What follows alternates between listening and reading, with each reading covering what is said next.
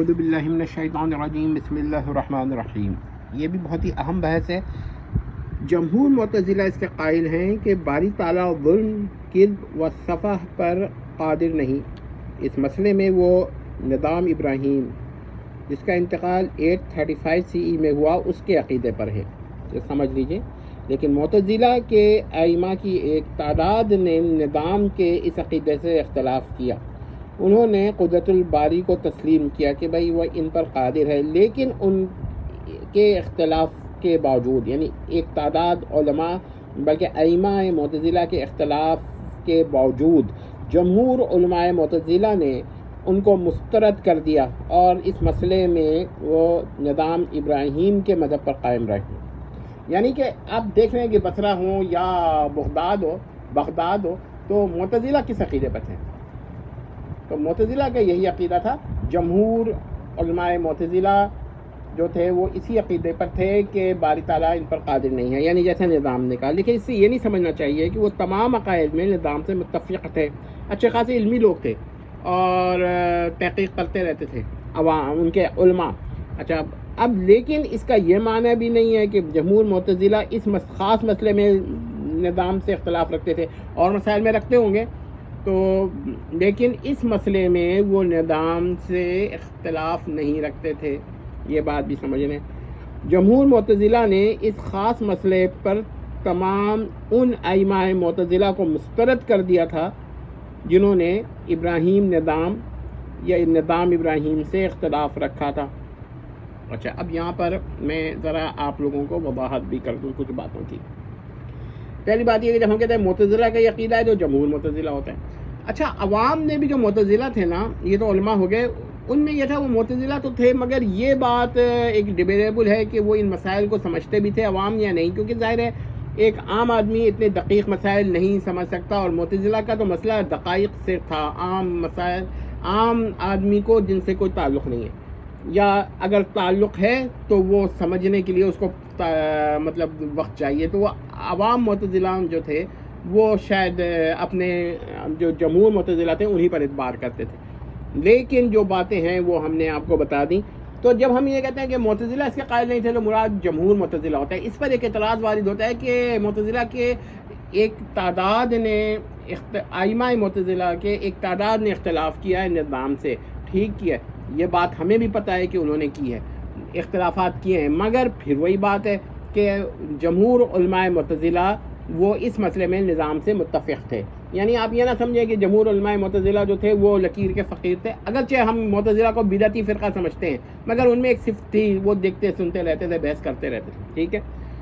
وہ تو جب امام اشعری اور امام ماتریدی نے عقلیات سے ان پہ گرفت کی ہے تو ان کو شکست ہوئی ہے، وہ یہ سمجھتے تھے کہ بھائی ان کو کوئی شکست نہیں دے سکتا، لیکن یہ الگ بحث ہے۔ اچھا، اب ظلم سے مراد ان کا کیا ہے یہ بھی یاد رکھیں کہ بغیر جرم کے سزا دینا،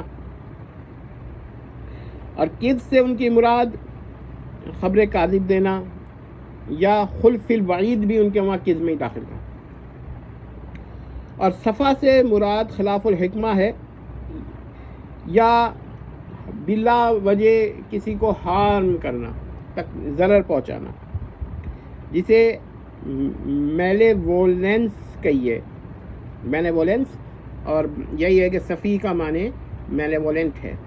تو یہ یاد رکھیے گا، یہاں پر صفا کا معنی حماقت یا بے وقوفی، جسے فلشنس کہتے ہیں، جو نقص علی العلم ہے، یہ نہیں ہے۔ تو ذرا یہ باتیں سمجھ لیجئے۔ ہم نے پھر یہ بیان کر دیا کہ معتزلہ کا کیا مذہب تھا، اور جمہور معتزلہ جو تھے وہ بہرحال علماء معتزلہ انہوں نے اپنے ان ائمہ کو جو اختلاف رکھتے تھے اس مسئلے میں نظام سے، ان کو مسترد کر دیا تھا۔ کئی ہیں علماء معتزلہ میں، کئی ایسے آپ کو ملیں گے جو چھوٹے چھوٹے فرقے بنا کر بیٹھ گئے، مگر وہ نہیں چلے۔ جمہور معتزلہ جب تک رہے، جب تک معتزلہ فرقہ رہا، جمہور علماء معتزلہ کا مذہب یہی رہا کہ باری تعالیٰ ان پر قادر نہیں ہے۔ اچھا، یہاں پر ایک اور بات بتا دیں کہ معتزلہ کے تمام لوگ اس سے متفق ہیں کہ باری تعالیٰ اس عالم سے بہتر عالم بنانے پہ قادر نہیں ہے، ہاں اس سے کمتر عالم بنانے پہ قادر ہے۔ ہمارے نزدیک تو بہتر عالم بنانے پہ بھی قادر ہے اور کمتر عالم بنانے پہ بھی قادر ہے۔ تو یہ غیر متناہی بہتر اور غیر متناہی کمتر، کہ امکانات کی کوئی حد نہیں ہے۔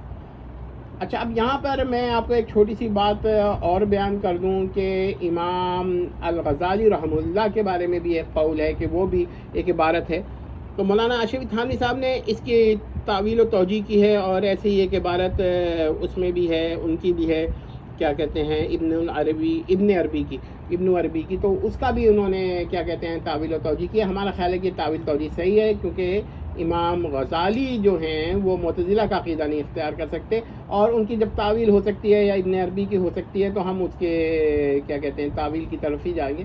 بہرحال ابن عربی نے، اور اگر امام غزالی نے بھی اس سے اختلاف کر کے معتزلہ کا مسلک اس جگہ پر اختیار کیا ہے تو وہ غلط ہے، وہ تسلیم نہیں ہوگا۔ یہی ہم کہتے ہیں کہ اختلاف کی وجہ سے کسی کی آپ تکفیر نہ کریں، ورنہ تو پھر بہت مسائل پیدا ہوں گے، کہیں کہیں بڑے بڑے ائمہ سے بھی کوئی نہ کوئی لرزش ہوتی ہے۔ اب ہمارا یہ مذہب ہے، ہماری تحقیق ہے کہ عالم کا قدیم ہونا محال بذات ہے، لیکن امام غزالی یہ نہیں مانتے۔ وہ کہتے ہیں کہ اگر باری تعالیٰ ازل میں عالم کا ارادہ کرتا تو عالم ازلی بھی ہو سکتا تھا، اور یہی سینٹ ایکونس تھامس کا بھی نظریہ ہے۔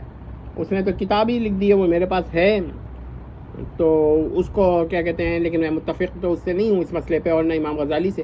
تو آپ یہ دیکھیے گا کہ باری تعالیٰ کی قدرت جس نے بھی محدود کرنے کی کوشش کی ہے وہ اس نے خطا کی ہے، چاہے وہ سلسلہ خرابادی ہوں، چاہے وہ امام غزالی ہوں۔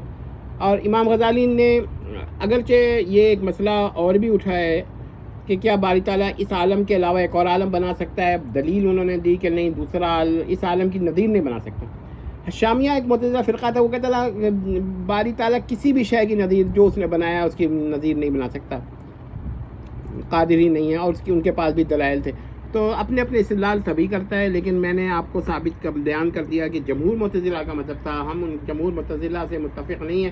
اور جو یہ کہتے ہیں کہ بھائی یہ معتزلہ کا مذہب تھا کہ باری تعالیٰ ظلم کذب اور صفا پر قادر ہے، تو ہم کہیں گے کہ نہیں، معتزلہ سے مراد اگر جمہور معتزلہ ہے تو بالکل مذہب نہیں تھا۔ اب وہ کہیں گے جواب میں کہ بھائی یہ اتنے تعداد جو ہے فلاں فلاں انہوں نے اختلاف کیا، جی کیا ہوگا، لیکن جمہور معتزلہ اس مسئلے میں نظام کے عقیدے پر تھے۔ اب آپ کہیے گا کہ بھائی نظام سے تو معتزلہ اختلاف بھی رکھتے تھے، بالکل رکھتے تھے، اس خاص مسئلے پہ نظام کے عقیدے پہ تھے۔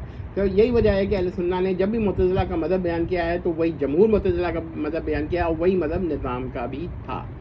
انشاءاللہ مزید کبھی اور بھی ڈسکشن کریں گے نظام کے اوپر۔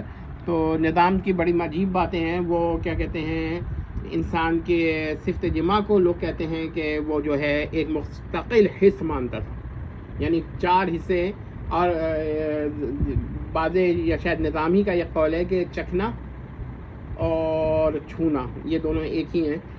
تو بہرحال یہ اس طرح کے مسائل اختلاف تھے۔ نظام جزء لا تجزا کا منکر تھا، اور طفلہ کا قائل تھا۔ طفلہ کا عقیدہ بہت اچھا ہے، ٹیلی پورٹیشن جو ہے آج بھی لوگ قائل ہیں اس کے، اور ہم سمجھتے ہیں کہ نظام کے جو بھی نظریات ہوں کچھ باتیں اس میں بھی اچھی تھیں۔ یہی وجہ ہے کہ ہم جس سے اختلاف رکھتے ہیں اس میں بھی کوئی اچھی بات ہوتی ہے تو اس کو بھی چن لیتے ہیں۔ ہم اس طرح کے نہیں ہیں کہ اگر آپ نظام کو برا کہہ رہے ہیں تو اس میں کوئی اچھی بات ہے تو اس کو بھی مسترد کر دیا، نہیں، ہم یہ قائل سے قائل نہیں۔ جس میں کوئی اچھی بات ہے وہ لے لیں، بھلے سے نظام کے اندر کچھ کفری عقائد ہوں گے تو ہم کہہ دیں گے ٹھیک ہے نظام کافر ہوگا، مگر یہ بات ٹھیک کہہ رہا تھا بھائی سینٹ ایکونس تھامس بھی بہت ساری باتوں سے ہم سے متفق ہے، تو وہ باتیں جو ٹھیک ہی کہہ رہے ہیں نا، ہاں جہاں وہ اختلاف رکھتا ہے ہم اس سے مسترد کر دیتے۔ تو دیکھ لیجئے کہ یہ والی بات ہے، یہ ہم نے جو بات کی ہے بڑی علمی بات کی ہے، اور اس طرف ہمارا ذہن اسی وجہ سے آیا کہ ہمارے ایک بہت ہی، میں مجھ سے واقف ہو نہیں ہوں گے، لیکن انہوں نے بہت علمی کام کیا ہے علم کلام کی تجدید کے لیے، علم کلام کے احیاء کے لیے۔ تو ان کا نام جو ہے وہ حضرت وہ مغل صاحب جو ہیں، بہت علمی کام کیا انہوں نے، زاہد مغل صاحب نے۔ تو میں ان کو اپریشیٹ کرتا ہوں، میں ان کو یہ تائید کرتا ہوں کہ علم کلام کو ڈیولپ کرنا چاہیے، اور جن جن علماء کہتے ہیں علم کلام ماضی کا حصہ ہے وہ لا علم ہے، علم کلام کی جتنی آج ضرورت ہے اتنی شاید امام اشعری کے زمانے میں بھی نہیں تھی۔ تو امید کرتے ہیں کہ آپ کو مسئلہ سمجھ میں آ گیا ہوگا۔ تو میں آئی اسٹینڈ ود زاہد مغل صاحب، اور اس لیے میں نے کچھ باتیں اور بھی علمی طور پر بیان کرنی شروع کر دی ہیں، حالانکہ ہمارا یہ کام نہیں ہے، انشاءاللہ اس کے لیے الگ اگر زندگی رہی تو الگ بھی بنائیں گے، اور اس میں ہم شرح عقائد کو تسہیل کر کے، بلکہ شرح عقائد کے طرز پر ایک اور کتاب لکھیں گے۔